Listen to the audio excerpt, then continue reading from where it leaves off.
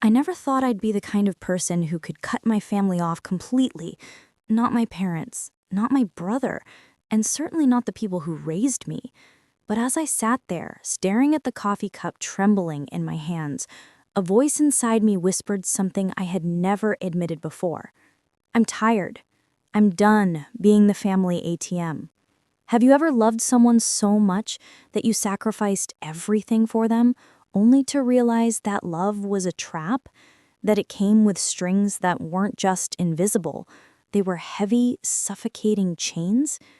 I felt that weight crushing me, and for the first time, I wondered, what if doing the right thing means being cruel? What if survival for me and my unborn child requires walking away from the people I was raised to worship? It all started small. Bills here, groceries there, a text saying, "Could you cover this for us?" And me always saying yes. Always. My father had retired early because of health problems. My mother worked a part-time job, but somehow the household couldn't make ends meet. I didn't think of it as charity at first. I thought of it as family, as duty. But duty shouldn't feel like a noose tightening around your throat every month. I was 29, making a solid living, and somehow the bulk of my paycheck, $900 a month, was leaving my bank account before I even noticed. Half their mortgage, electricity, water, cable, plus $200 for incidentals. I became a human lifeline. And the worst part, it didn't change a thing. The dynamic in my family was like a cracked porcelain doll, fragile, beautiful on the surface, but broken underneath. My brother, my older brother, or maybe he's just my parents' golden child, got away with everything. A B on a test, celebration. A D, still okay. My achievements, expected, never praised. I graduated college on a scholarship I didn't even want because my parents couldn't afford anything else.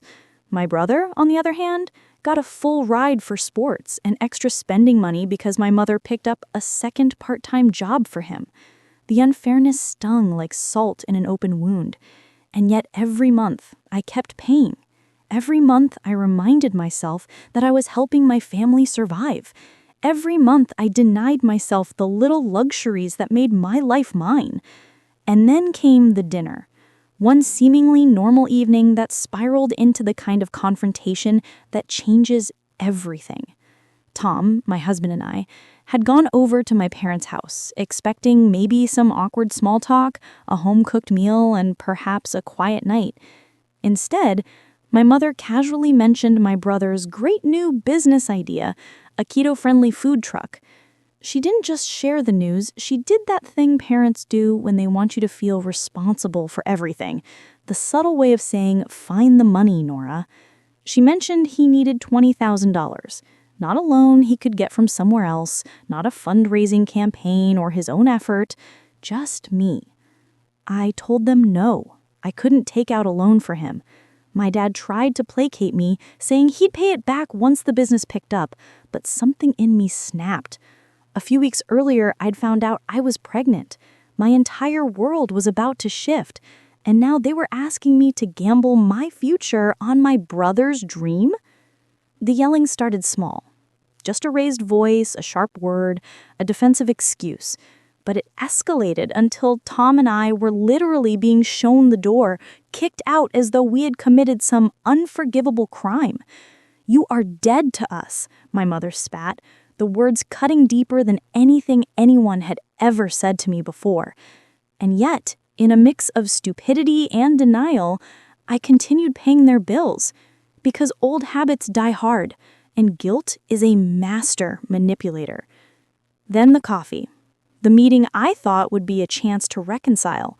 A quiet cafe, sunlight streaming through the windows, the kind of serene setting that feels like a cruel joke when you're about to be told something devastating. My mother, trying to act casual, said it as if it were a simple suggestion. "We don't think now is a good time to start a family. You and Tom should wait until everyone is more stable." I froze, my heart hammering.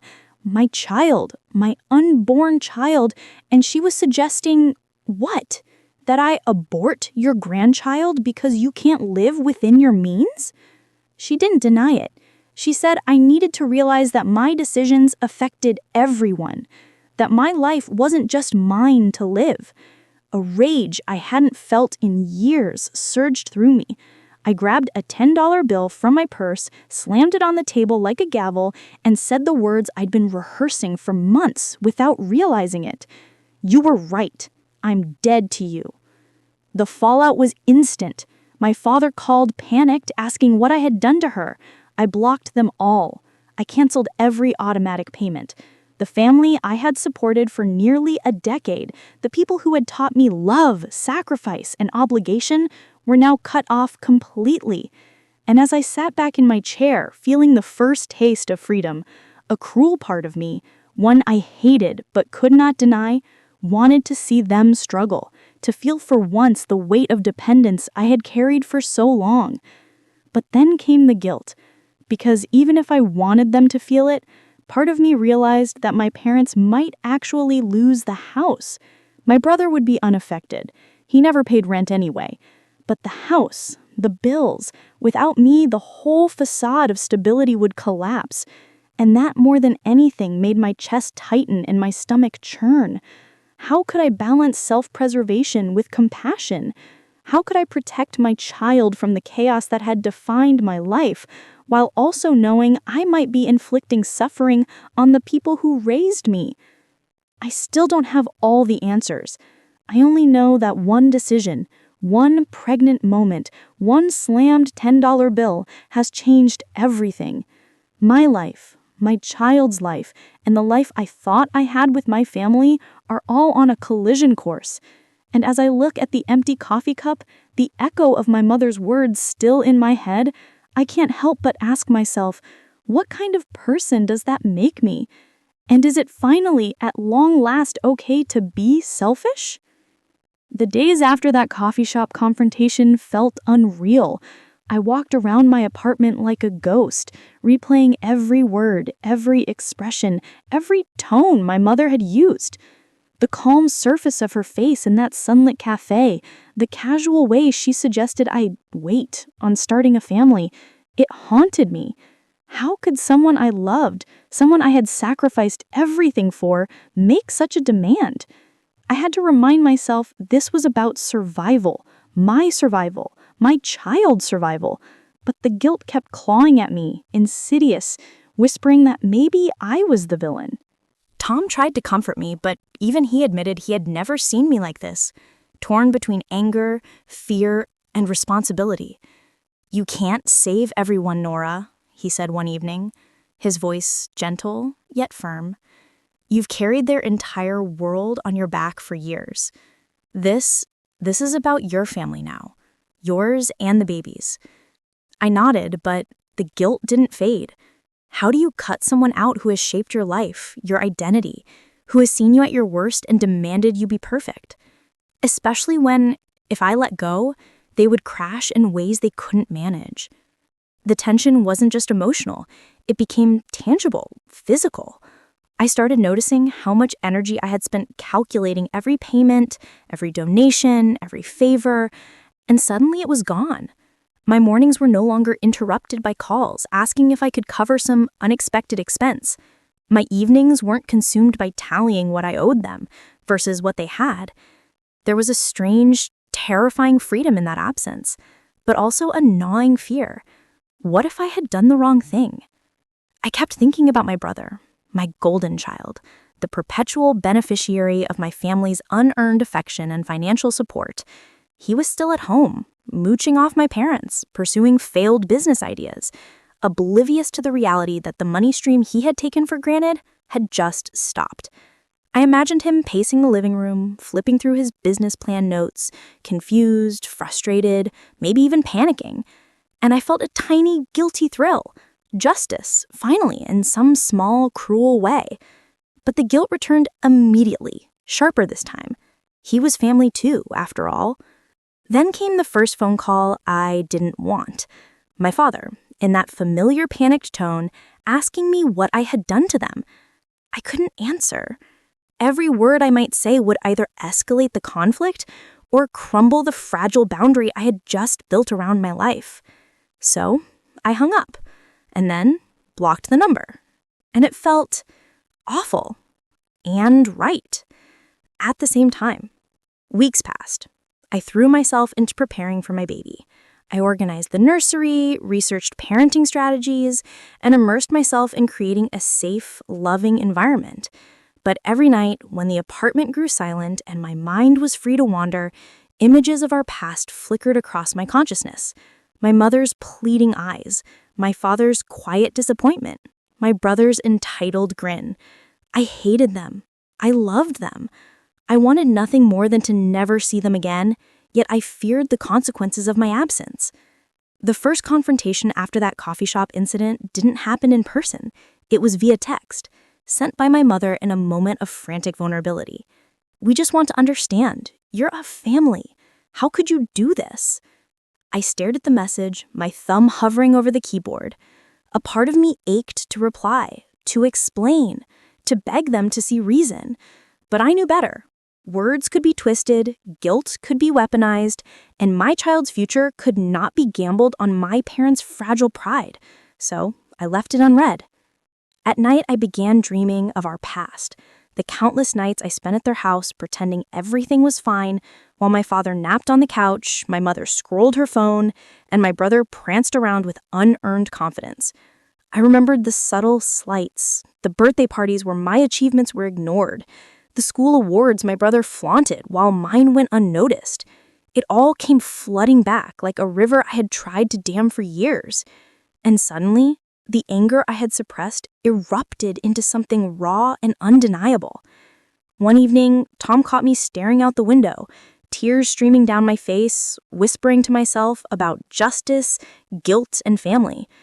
"Nora," he said softly, "you can't fix them.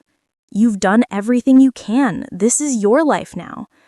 I nodded again, but my chest felt heavy. The truth was, I wanted them to struggle. Not irreparably, not so they would suffer forever, but I wanted them to feel the weight of what they had put on me for years. It wasn't about revenge. It was about balance, about making them understand what it was like to be me. Then, the twist that truly shook me. I received a letter in the mail, handwritten in my mother's familiar scrawl. My hands shook as I opened it. She didn't beg, didn't plead, didn't guilt me. Instead, she wrote, "We understand now. Maybe too late, but we do. We will try to live within our means, for once, without asking more from you. We hope one day you can forgive us." I blinked at the words. Part of me wanted to crumple it up and throw it away. Another part wanted to cry in relief, as if a weight had been lifted, even though it didn't change the past. It was the first sign of change, the first glimmer of hope that perhaps my decision, as gut-wrenching as it was the catalyst they needed to confront their own failures. And in that realization, I felt something I hadn't felt in a long time: empowerment. I was no longer just their provider. I was a person with boundaries, with a family of my own to protect. Yet the guilt still lingered, a shadow that followed me into the nursery as I painted walls and folded tiny clothes. Could I be cruel and compassionate at the same time? Could I love my child fiercely while watching my parents flounder without the support I had given them for years? The answers weren't simple. There were no moral cheat codes in this life, no reset button. Only choices and the consequences that follow. That night, as I tucked Tom into bed beside me and felt the first faint movement from my unborn child, I understood something profound. Life is about prioritizing who you are, what you protect, and what you refuse to let drain you completely. And sometimes that means making decisions that feel unforgivable, even to yourself. It wasn't long before reality hit in ways I hadn't fully anticipated. Cutting my family off wasn't a single action. It was a ripple effect, spreading through every corner of my life. I began receiving notices about overdue bills that had once been automatically paid. Electricity, water, even small things like cable fees, all reminders of the invisible lifeline I had severed. Part of me wanted to pick up the phone, to make it all disappear with a single payment. But the other part, stronger, fiercer, kept me rooted, This was a test not just of their resilience, but of mine. Could I finally allow them to live with consequences they had never confronted before? Could I allow them to feel the weight of dependence that had been mine for so long? The first confrontation came sooner than I expected. My brother called. I knew it was coming. He would eventually discover that the money stream had stopped, but I wasn't ready for the tone he used. Entitled, angry, confused. What's going on, Nora? Why aren't the bills being paid? His words stung, not just for their accusation, but for the underlying assumption that my life existed to support him. I took a deep breath and said the only thing that could protect me. I can't do it anymore. This ends now. You need to figure things out for yourself. The silence on the other end was deafening, broken only by the faint sound of him pacing, trying to find some response that would work. There was none. The guilt hit hardest at night. I would lie in bed, my hands resting on my growing belly, and imagine my parents sitting in a cold house, staring at unpaid bills, realizing for the first time that their comfort had depended entirely on me. And somewhere deep inside, I felt a sharp, guilty pleasure. For years, I had bent, broken, and sacrificed for them, while they celebrated my brother's mediocrity and dismissed my efforts. Now, they were tasting a fragment of my burden. It was not sweet revenge, exactly. It was justice, in its rawest, most human form. But justice is never clean. One evening, I received a voicemail from my mother. Her voice, trembling with a mixture of fear and desperation, was nothing like the calculated, demanding woman I had grown up with. Nora, we're struggling. Please, just a little help. The line went dead before I could respond. I sat frozen, my stomach knotting. Should I help them? Could I help them? My rational mind screamed no, but my heart whispered that they were drowning, that they had no plan, no self-reliance, no foresight. Then came the conversation that changed everything. It wasn't planned, wasn't intentional. It just happened over a quiet phone line late one night. My father, usually a passive presence in my life, spoke for the first time without defensiveness, without blame. Nora, I think we've been wrong, he admitted softly. We've relied on you too much, and we've failed to guide our son. Maybe we deserve to face this. His words caught me off guard. For years, I had expected apologies, tears, or anger, but not this quiet acknowledgement. I didn't respond immediately. I let the weight of his voice sink in. Maybe, just maybe, the lesson they needed was coming, even if it hurt to watch. The emotional turmoil didn't end there. Family dynamics are never simple. My mother reached out again, this time in writing, a letter that was part apology, part defense, part desperate plea. We love you, Nora. We just want to understand. We never meant to push you to the edge. Please consider your actions carefully. My hands shook as I read it. Love, guilt, manipulation, all wrapped into a single sheet of paper. I realized in that moment that my parents' love had always been conditional. They loved me as long as I served them, as long as I sacrificed without complaint. Anything else, and I became a threat, a disappointment, a scapegoat. It was a revelation that cut deep. I understood painfully that my anger and my guilt were intertwined. I wanted them to struggle, yes, but I also feared the damage it could do, not just to them, but to me. Could I watch my family crumble, knowing I had the power to stop it, and still feel justified? The answer was complicated, messy, human. Then came the real test. My mother's second call, calmer this time, almost pleading. She didn't demand money, she didn't manipulate. She simply asked, Nora, what do you want? What would make this right? And for the first time, I realized I had the answer. Boundaries, respect, space. I didn't need to erase them from my life entirely. I needed them to see me as a person with needs, desires, and a family of my own, not an endless resource. The tension reached a climax when my brother, sensing his financial safety net had vanished, tried to manipulate the situation. He showed up at our apartment unannounced, expecting confrontation, an argument, or even a handout. Instead, he found me calm, composed, and resolute. "I can't help you anymore," I said, voice steady. "This is not negotiable. You need to take responsibility for your life." The confusion and anger on his face was almost cinematic, the way a villain in a story finally realizes the hero will not bend. He stormed out, leaving behind a silence that felt heavier than any argument. And in that silence, I finally breathed. For the first time in years, I wasn't running on guilt, obligation, or fear. I was running on choice. My child's future, my sanity, my marriage, they came first. Everything else would have to find its way, consequences and all.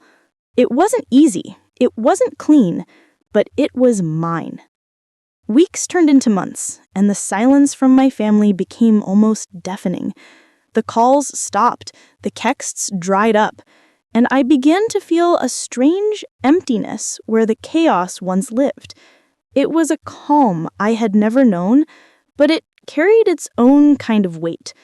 Freedom doesn't always feel like victory.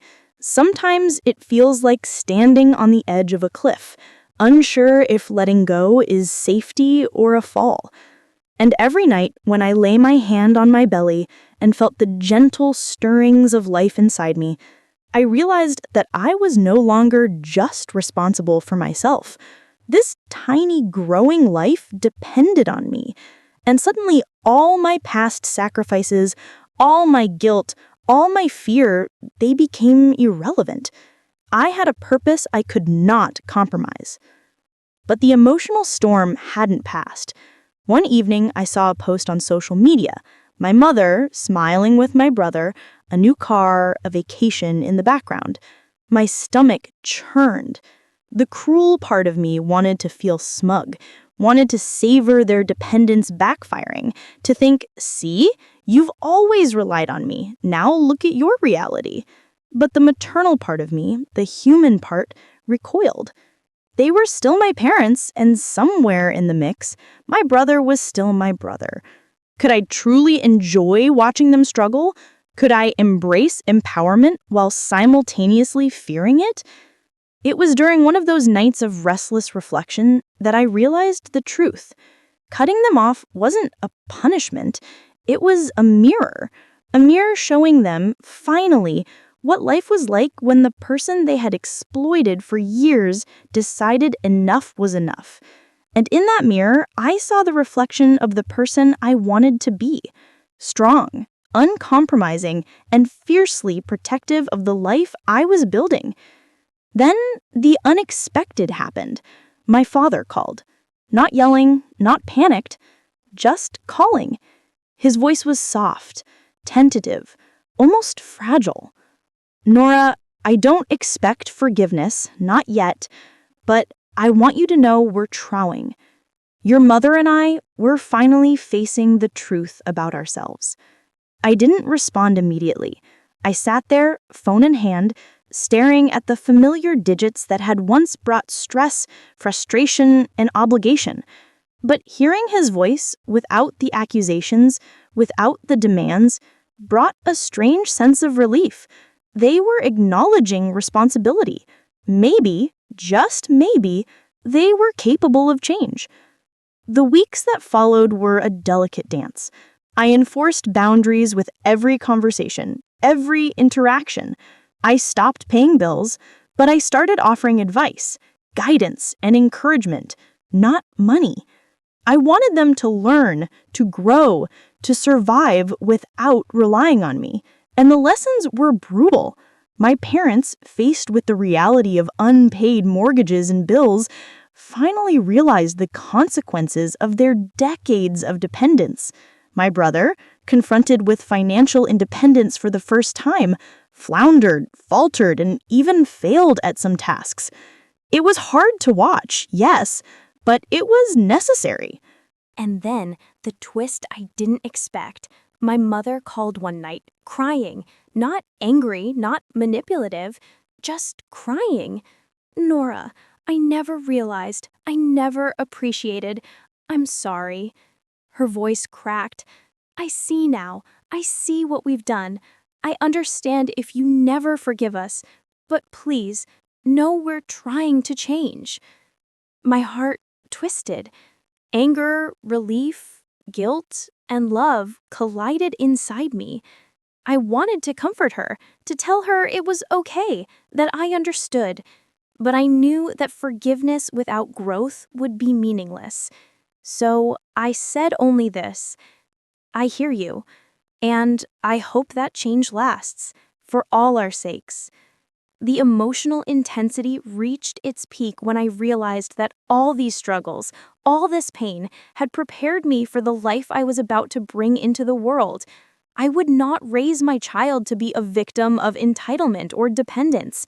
I would teach boundaries, strength, and self-respect, the lessons I had learned the hard way. And somewhere, deep down, I knew that in choosing my family, my little family, over the one I had been born into, I was not abandoning anyone. I was finally choosing life, responsibility, and integrity. Yet, even in that clarity, the suspense lingered. Would they survive this transformation? Would they truly learn? Or would my decision come back to haunt me in ways I could never predict? Every day brought a mix of hope and anxiety, a tightrope walk between empowerment and guilt. And every night, as I lay in bed, I whispered to the life growing inside me, I will protect you, I will fight for you, and I will not let anyone, family or otherwise, take that from us. For the first time, I felt like I was truly free. Free from obligation, free from guilt, free from the invisible chains of a family who had loved me only as long as it suited them. And as I looked out at the night sky from my window, feeling the quiet strength of my choices settle in, I realized the greatest lesson of all. Sometimes the hardest decisions, those that seem cruel, selfish, or unforgivable, are the ones that save lives, including your own. The day I went into labor was surreal, almost cinematic in its intensity. Tom held my hand, whispering reassurances I barely heard, as if the sound of his voice alone could anchor me against the storm of emotions inside. I had spent months preparing for this moment, not just physically, but mentally and emotionally, preparing to bring life into a world where my family's chaos would no longer dictate my every choice. And as the contractions intensified, I realized that the real birth wasn't just happening in that hospital room. It had been happening for months. Every time I said no, every time I held a boundary, every time I chose my child over the people who had demanded so much from me. And after hours of pain, uncertainty, and fierce determination, I held my baby for the first time. Tiny, perfect, and impossibly fragile. This little life was a tangible manifestation of the choices I had made, the sacrifices I had refused to make again, the strength I had discovered in myself. I looked into those eyes, and everything else, the guilt, the fear, the anger, faded into insignificance. This was what mattered. This was life. This was love untainted by manipulation. The aftermath of the birth brought an unexpected calm. My parents, silent for weeks, reached out again, but this time it was different. They weren't asking for money. They weren't trying to guilt me. They simply acknowledged the change, the consequences they had been forced to face. My mother's voice, shaky but honest, said, Nora, we see it now. We understand why you did what you did. We hope we can be better for you, for your child. And in that moment, I realized that cutting them off hadn't destroyed them. It had forced them to confront themselves in a way they never would have voluntarily. But the tension wasn't gone entirely. There was still the shadow of resentment, the unspoken questions lingering in my father's and brother's eyes whenever they saw me or my child. But I had learned to live with discomfort. I had learned that boundaries, even when painful, are necessary. And I had learned that sometimes love is not about giving endlessly. It's about knowing when to step back, to protect what is truly yours. Weeks later, as I watched my child sleep, I reflected on everything that had happened. I thought about the years of sacrifice, the nights I had cried alone, the dinners that ended in arguments, the coffee shop confrontation that changed everything. And I understood that this story, my story, was not about betrayal or punishment. It was about awakening. It was about discovering that my life, my choices, my child, and my marriage were worthy of protection. It was about understanding that guilt and love can coexist, but they do not have to dictate every decision. The final revelation hit me one quiet evening. I realized that I had been living in survival mode for so long that I had forgotten what it meant to truly thrive. Cutting my family off, as agonizing as it had been, had created space for growth, reflection, and joy that I never allowed myself before. I wasn't a villain. I wasn't selfish. I was human, making human choices in a world where love is often conditional and responsibility is unevenly distributed. And as my child cooed in their sleep, I whispered a promise. I will protect you. I will fight for you.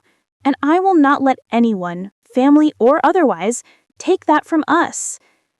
In the end, my family survived, though not without scars. My brother began to understand accountability. My parents began to grasp the consequences of dependence. And I finally learned that self-respect can be the most radical form of love. And though the guilt still flares up occasionally, it is tempered by the certainty that I did what was necessary, not just for me, but for the life I brought into the world. Life is messy, love is complicated, and family can sometimes demand more than we have to give. But I learned that survival, courage, and clarity are not betrayals, they are gifts. And in choosing myself, I discovered the freedom to love fully, without compromise, and without fear. So I ask you, the listener, the reader, the witness to my story, if you were in my shoes, faced with a family that demanded everything from you and gave nothing in return, what would you do? Would you continue to give until you were depleted? Or would you finally draw the line, even if it meant heartbreak, confrontation, and a storm of emotions? Comment below and let me know. And if this story moved you, subscribe for more real, gripping stories that explore the messy, raw, and profoundly human side of life. Even after the birth, the echoes of my past continued to haunt me. Some nights I would wake up drenched in sweat, heart racing, replaying conversations from years ago, my mother's casual dismissals, my father's silent approval of my brother's mediocrity, the way that I had been celebrated only when it suited them.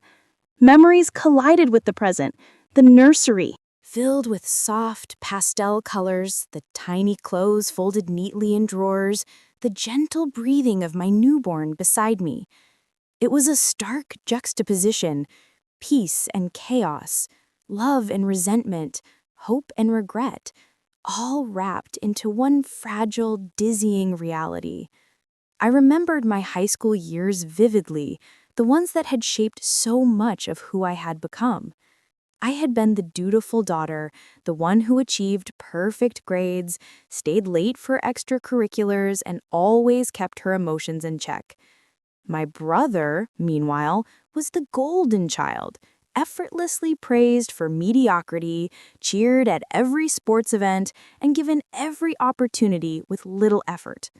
I had loved them, wanted to be proud of them, even helped them succeed. But I had never been seen for myself. Every sacrifice I made, Every penny I gave felt like it had gone into a black hole. And now, decades later, I was finally reclaiming my life. But the emotional scars lingered. One evening, as I was folding tiny socks, my mother's words from the coffee shop replayed in my mind. You have a lot of options. The suggestion, so casually cruel, had pushed me to the edge, had forced me to make choices I never thought I would. I remembered the flush of rage, the tears I fought back, and the final gesture. The $10 bill slammed onto the cafe table, a symbolic severing of ties. That moment had been the turning point, the catalyst that had freed me even as it had condemned them to face reality. Tom was my anchor through it all. I couldn't have done any of this without him. He understood the stakes, the guilt, and the moral complexity of cutting off family. He didn't offer easy platitudes or judgment. He simply held me, reminded me that I was not responsible for their failures, and helped me focus on the life we were building. And yet, even with him, I wrestled with the cruel satisfaction I sometimes felt at the thought of them struggling. It was not something I was proud of, but it was undeniably human. I had spent decades giving endlessly, and now, for the first time, I understood the power of refusal. Then came a small miracle. My parents began showing signs of growth, not overnight, not perfectly, but gradually. My father took a part-time job, clumsy and awkward at first, but enough to cover some of the bills I had once paid. My mother started budgeting, researching ways to live within their means, and my brother, though still floundering, began to grasp that life was not a series of handouts. Every tiny step felt like a victory, a testament to the lesson that I had tried to teach them all along. Accountability is painful, but it is necessary. Still, the suspense remained. Could they sustain it? Could my parents truly break free from decades of dependence, or would they fall back into old patterns the moment the pressure eased? I couldn't answer that. All I could do was continue focusing on my family, my child, and the boundaries I had fought so hard to establish. And every time my father or mother tried to overstep, to guilt me, to demand more, I felt the tension flare up again. A reminder that freedom is never easy and empowerment is never given without struggle. One quiet night, as I sat in the nursery rocking my baby, I found myself whispering to the child, as much to myself, life will not always be fair. People will ask more than you can give. Sometimes the hardest choices you make will feel cruel, even to those you love. But you must protect yourself. You must protect your happiness. And above all, you must learn to love without losing yourself. The words carried a weight I hadn't realized until I spoke them aloud. They were a promise, a lesson, and a shield, all at once. And as the days passed, the tension gradually shifted into cautious hope. My parents, learning from their mistakes, began rebuilding a fragile sense of independence. My brother, forced to face his own shortcomings, stumbled and failed, but also grew in small ways. And I, finally free from the chains of obligation, discovered a sense of empowerment I hadn't thought possible. Life was not perfect. Chaos still lurked and guilt still whispered in the dark. But there was light too. Light born from choice, resilience, and the fierce love that I felt for my child. As the weeks turned into months, I began to understand the full scope of what my decision had unleashed. It wasn't just about money or control, it was about identity, power, and long-buried family dynamics. Every time my parents called, every time my brother texted, I felt a familiar knot in my stomach, a mixture of anger, guilt, and a strange, exhilarating freedom. I was walking a tightrope, balancing compassion with self-preservation, and every step was terrifying. My parents' attempts at reconciliation were cautious, almost tentative, as if they were testing the waters of a life they had never learned to navigate without me. My mother sent long handwritten letters, each sentence dripping with remorse and longing. "We never realized how much you depended on us, Nora. You've been carrying us for years. We see it now, and we are so sorry. We hope one day you can forgive us." The words were heavy, almost suffocating in their sincerity, and yet I couldn't bring myself to respond fully. Forgiveness had to be earned, not demanded. The guilt was sharpest when I imagined their day-to-day struggles, the unpaid bills, the tension in their home, the fear they had never known before. I hated the part of me that wanted them to feel the consequences, that reveled in the poetic justice of it all. And yet another part of me, the part that had spent years silently screaming while being ignored, recognized it as necessary. For years, they had imposed on me, manipulated me, and taken without consideration. Now, finally, the scales had shifted and the truth was inescapable. My brother's response was more volatile. The golden child of my family, the one who had never known limitation, finally faced the consequences of his actions. He showed up at our apartment one night, his expression a mixture of panic, anger, and disbelief. "Nora, you can't just do this. You're ruining everything," he shouted. I looked at him calmly, holding my sleeping baby, and said, "No, I'm saving everything. My life, my child, our future. You need to face the consequences of your choices, just like everyone else." He stormed out, slamming the door behind him, leaving a silence that felt heavier than any argument I had endured. That night I realized something profound. Cutting them off wasn't an act of cruelty, it was a mirror reflecting back the reality they had ignored for decades. My father's passivity, my mother's indulgence, my brother's entitlement, they had created this world. I had simply shown them what it looked like when their lifeline was severed. And in that reflection, I saw not only their flaws, but the strength I had gained, the boundaries I had established, and the life I had fought to protect. The suspense didn't disappear entirely. Every unexpected phone call, every message from my parents or brother carried the potential for confrontation, for emotional upheaval. And yet, I felt prepared. I had rehearsed these conversations in my mind for months, each scenario, each possible argument, until I could respond without guilt, without panic. My child's future depended on my strength, and I could no longer let the past dictate the present. One evening, as I sat rocking my baby, I reflected on the cumulative weight of my journey, the sacrifices I had made, the anger I had suppressed, the guilt I had carried. All of it had led me here, and for the first time, I felt a sense of clarity that was almost overwhelming. I wasn't just surviving, I was thriving. I had reclaimed my power, my voice, and my life. I had learned the hardest lesson of all, that love without boundaries is not love, it is self-destruction. Then came a turning point I hadn't anticipated. My mother, in a voice trembling with vulnerability, called me late one night. "Nora, I know we don't deserve it, but thank you. Thank you for finally forcing us to see the truth. We're trying, really trying to be better." I paused, listening, letting the words sink in. For years, I had wanted acknowledgement, apology, even just recognition of my sacrifices. And now, finally, I heard it.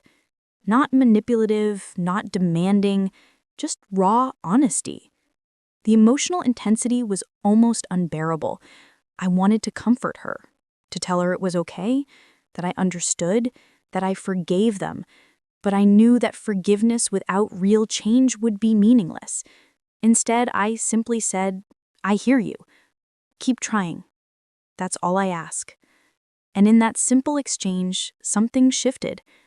The guilt that had haunted me for months began to loosen its grip, replaced with a cautious hope that maybe, just maybe, my family could learn, grow, and survive without my constant sacrifice.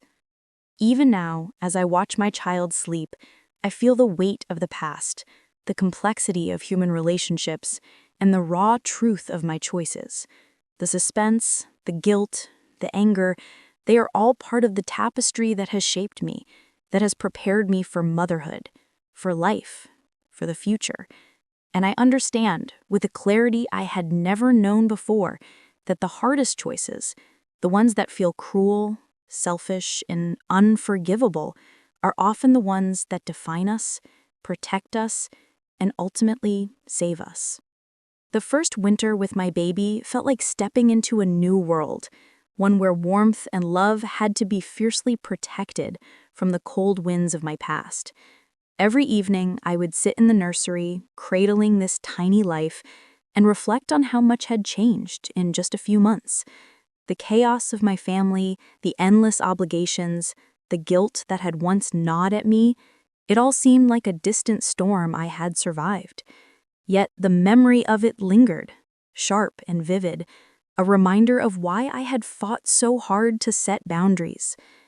Even with distance, the tension of potential contact never fully disappeared. Occasionally, my mother would send a brief text, "Hope you and the baby are well." Or my father would call once a week, cautious, tentative. I would read their words, weigh the tone, feel the tug of compassion and fear, and respond with a measured, polite distance. I couldn't allow myself to slip back into old patterns where their needs dictated my life. And yet, I still felt the haunting pull of familial love, the part of me that remembered scraped knees, birthday celebrations, and quiet moments of shared laughter. One night, the tension came crashing back in the form of a panic-stricken call from my brother. He had run into financial trouble, bigger than anything I could have predicted. My heart raced as I listened to him stumble over excuses, blame, and desperation. For a fleeting moment, the old reflex to rescue surged within me, but I stopped it. I took a deep breath and said firmly, "I can't help you. You need to face this, learn from it, and take responsibility. I won't undo the lessons this situation is teaching you." The silence on the line was deafening, heavier than any argument, and I realized that true boundaries often feel like cruelty to those unaccustomed to accountability. That night, I sat by the window, watching snow fall softly outside, and I reflected on the journey that had brought me here. Every sacrifice I had made, every ounce of guilt I had carried, every confrontation and emotional blow, it had all led me here. And for the first time, I felt a sense of clarity that was almost overwhelming. I wasn't just surviving, I was thriving. I had reclaimed my power, my voice, and my life. I had learned the hardest lesson of all, that love without boundaries is not love. It is self-destruction. Weeks later, an unexpected call from my mother brought tears to my eyes. Her voice, calm and almost fragile, said, "Nora, I know we don't deserve it, but I want you to know that we're finally trying to live responsibly. We're learning, slowly, and I hope you can see that we're making an effort." I listened, holding my child, and felt a mixture of relief, pride, and lingering guilt. It was not a perfect moment. It was raw, human, and real, and that, I realized, was enough. The suspense lingering in subtler ways. I never knew if the next call would be another test, another plea for help, or a moment of genuine growth. Life is never linear, and healing rarely is. But the strength I had gained, the boundaries I had established, and the unwavering love I felt for my child had created a buffer I hadn't known I could achieve. I was no longer defined by their dependence or my past sacrifices. I was defined by my choices, my courage, and my capacity to love without losing myself. Then came a day that brought both closure and clarity. My father, hesitant but sincere, visited with my mother. They didn't ask for money, they didn't plead, and they didn't manipulate. Instead, they simply said, "We understand now, and we're trying to be better. We hope one day you can forgive us." I looked at them, the faces that had once controlled so much of my life, and I felt the weight of years lift slightly. I nodded, a small but deliberate gesture. Forgiveness was not immediate nor complete, but it was a start. As I tucked my baby into the crib that night, I whispered softly, a promise I had carried through every confrontation, every sleepless night, every pang of guilt. I will protect you. I will love you fiercely. I will not allow the mistakes of the past to define your future. And in that whisper, I realized the ultimate lesson of all. Strength, love, and boundaries are not mutually exclusive. They are intertwined, the pillars of survival, resilience, and genuine human connection. The suspense, the tension, the guilt, and the anger, these had shaped me, yes, but so had clarity, courage, and choice. And as I finally allowed myself to breathe fully, to feel the peace of having reclaimed my life, I knew this was the first chapter of a story that was finally mine to write. The months that followed were both quiet and profoundly transformative. My parents' sporadic attempts at responsibility slowly became habitual.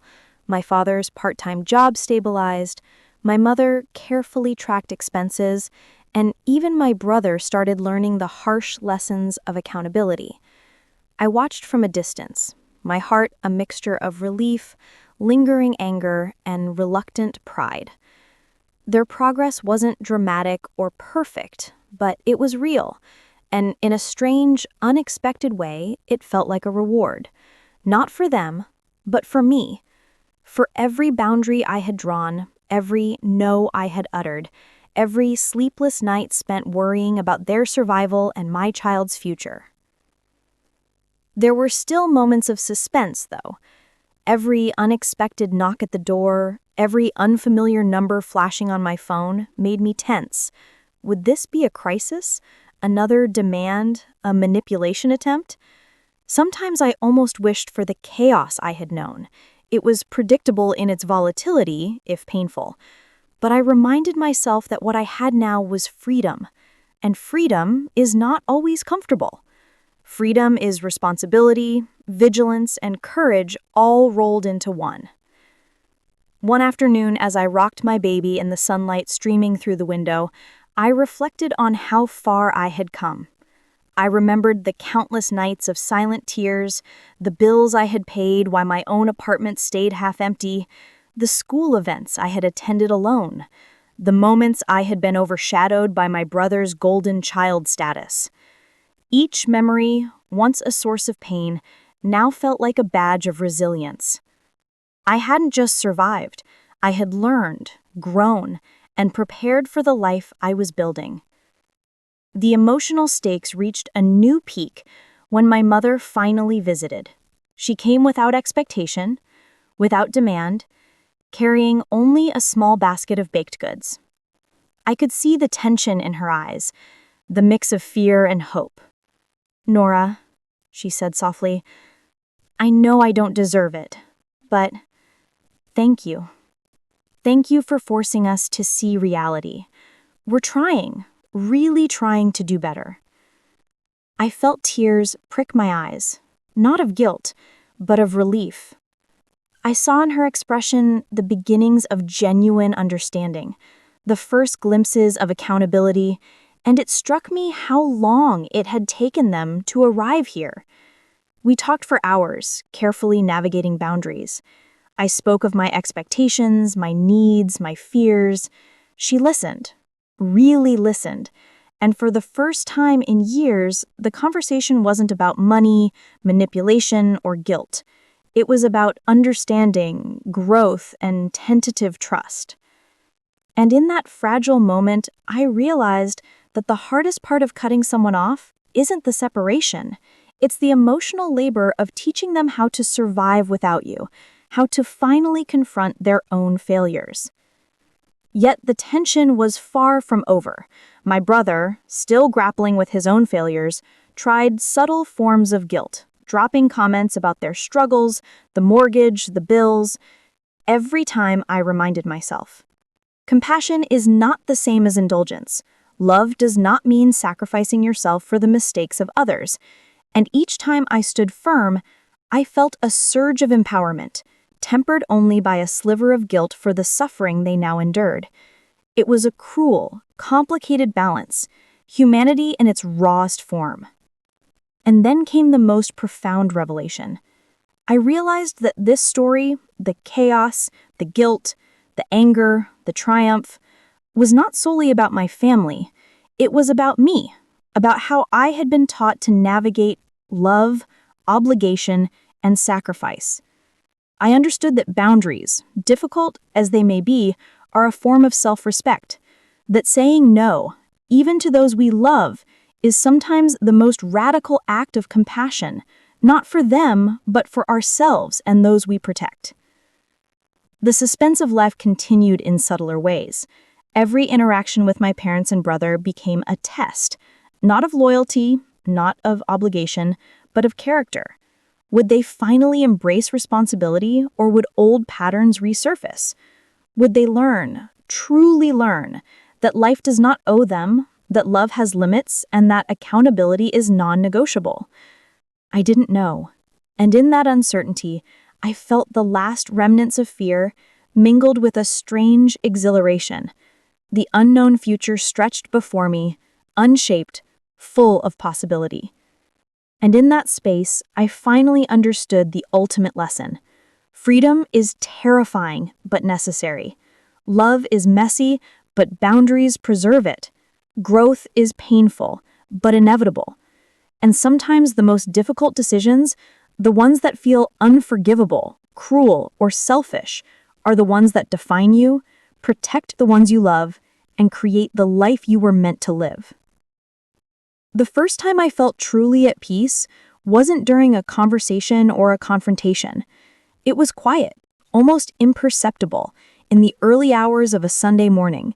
My baby was sleeping beside me, the room bathed in soft dawn light, and for the first time in years, I wasn't tethered to guilt, obligation, or fear. The chaos of my family, the years of manipulation, the golden child dynamics, the relentless pressure to give, had finally been distilled into clarity. I realized that cutting them off hadn't destroyed love. It had refined it. It had taught me what love should be: protective, nurturing, and uncompromising in its boundaries. I thought about my mother's words during that final visit. We're trying, really trying to do better. I had wanted her to fail, part of me, yes, but I had also hoped for growth. And slowly, in subtle ways, I saw it. My father, once passive and complacent, started making small, deliberate choices to support himself. My brother, though still stumbling, began to face the realities of adulthood. My mother, though imperfect, began budgeting, prioritizing, and seeing life differently. Their evolution wasn't immediate and it wasn't perfect, but it was real. I felt a bittersweet pride. I hadn't raised them to change. They had chosen it for themselves. My role had been the catalyst, the boundary, the mirror reflecting their reliance back at them. And in that reflection, I discovered my own power, not just as a daughter, but as a woman, a wife, and a mother. I had learned that self-respect is the ultimate form of love, that protection, even when it feels cruel, is sometimes the greatest gift you can give. Even the guilt that had haunted me for months began to ease. I no longer felt responsible for their struggles. I had done everything I could, set limits, spoken truths, and stood firm. What they did with that freedom, that responsibility, was now entirely their choice. And strangely, I felt a sense of liberation I had never known. As I watched my child sleep, I whispered softly, a vow to both of us, You will grow in a world where love is powerful, but boundaries are respected. You will know strength, compassion, and the courage to stand for yourself. And you will never feel obligated to sacrifice your life for someone else's mistakes. The words hung in the air, heavy with truth, and in that moment I understood that this story, the anger, the guilt, the suspense, the triumph, was not just about my family. It was about me, about choice, about life itself. Months later, my parents reached out less frequently, but with more authenticity. Calls were calm, measured, almost respectful. My brother, still learning, began making small strides toward accountability. And I, finally, felt the culmination of years of struggle, sacrifice, and emotional warfare. Freedom. Not the reckless kind, but the kind rooted in understanding, courage, and the uncompromising knowledge that I would no longer allow my life to be dictated by the expectations or entitlement of others. And as I tucked my child into bed that night, I realized the final truth. The hardest, most heart-wrenching choices are often the ones that define our lives. They may feel cruel, selfish, or unforgivable, but when made with courage, love, and clarity, they can shape the future in ways we never imagined. I had chosen my family, my own, the one I had created, over the one I was born into. And in doing so, I had discovered the ultimate freedom, the ability to love without losing myself, to protect without guilt, and to live fully, unapologetically, and authentically. The lesson lingered long after the storm had passed. Life would always test me, always challenge my boundaries, always tempt me with guilt. But I had discovered the truth. Strength, clarity, and love are inseparable. And sometimes the most radical, courageous, and human act is simply to say, enough is enough. So I ask you, the listener, the reader, the witness to my journey, if you were faced with a family that demanded everything from you while giving nothing in return, would you have the courage to draw the line? Would you risk guilt, heartbreak, and confrontation to protect the life you are building? Or would you continue to sacrifice, hoping love alone would make them understand? Comment below. Share your thoughts. And if this story resonated with you, subscribe for more gripping, emotional, and real-life stories that explore the messy, raw, and profoundly human side of family, love, and self-discovery. Because in the end, it's not just about surviving. It's about living on your own terms, fiercely, fully, and without apology.